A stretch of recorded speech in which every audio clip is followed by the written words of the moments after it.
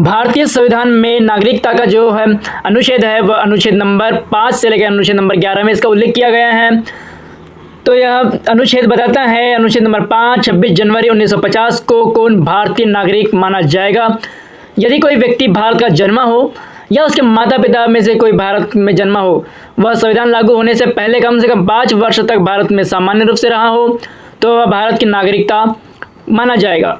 उदाहरण के लिए, यदि कोई व्यक्ति 1940 से भारत में रह रहा है और 26 जनवरी 1950 को भारत में निवास कर रहा था, तो इस अनुच्छेद के अंतर्गत भारतीय नागरिक माना जाएगा। अनुच्छेद नंबर 6 जो बताता है कि पाकिस्तान से भारत आए प्रवासियों की नागरिकता। 1947 के विभाजन के समय लाखों लोग पाकिस्तान से भारत आ गए। यह अनुच्छेद बताता है कि ऐसे लोगों किन शर्तों पर भारतीय नागरिक बन सकते हैं।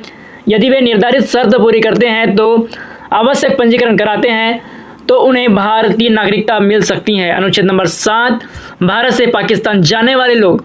तो यदि कोई व्यक्ति विभाजन के समय भारत छोड़कर पाकिस्तान चला गया था, तो सामान्यतः वह भारत के नागरिक नहीं माना जाएगा। लेकिन यदि वह सरकार की अनुमति लेकर वापस भारत आया और आवश्यक प्रक्रिया पूरी की, तो नागरिकता प्राप्त कर सकता था। अनुच्छेद नंबर 8, विदेश में रहने वाला भारतीय मूल के लोगों की नागरिकता किस प्रकार से रहने वाली है। तो यदि कोई व्यक्ति भारतीय मूल का व्यक्ति है, यदि कोई दूसरे देश में रह रहा था, तो वह भारतीय दूतावास या वाणिज्य दूतावास अपना पंजीकरण कराकर भारतीय नागरिकता प्राप्त कर सकता था। अनुच्छेद नंबर 9 में विदेशी नागरिकता लेने पर है, यदि कोई व्यक्ति स्वेच्छा से किसी दूसरे देश की नागरिकता ले ली थी, तो वह भारतीय नागरिक नहीं रहेगा, क्योंकि भारत में दोहरी नागरिकता की अनुमति नहीं है। यहाँ सिर्फ एकल नागरिकता ही रहती है। यदि वो भारत का नागरिक है तो भारत का ही रहेगा। एक भारत का नागरिक और दूसरा विदेश का नागरिक, ऐसा अनुच्छेद में नहीं, संविधान में ऐसा नहीं दिया है। अनुच्छेद नंबर 11, नागरिकता का बने रहना। जो व्यक्ति संविधान के अनुसार भारतीय नागरिक था, उसकी नागरिकता कब तक बनी रहेगी, जब तक संसद द्वारा बनाए गए कानून के अनुसार उसमें परिवर्तन न हो। अनुच्छेद नंबर 11 कहता है कि संसद की शक्ति। तो वह अनुच्छेद संसद को अधिकार देता है कि वह नागरिकता से संबंधित कानून बनाए। इसी अधिकार के आधार पर संसद के नागरिकता अधिनियम 1955 बनाया, जिसमें नागरिकता प्राप्त करने, समाप्त होने और त्यागने के नियम भी दिए गए हैं।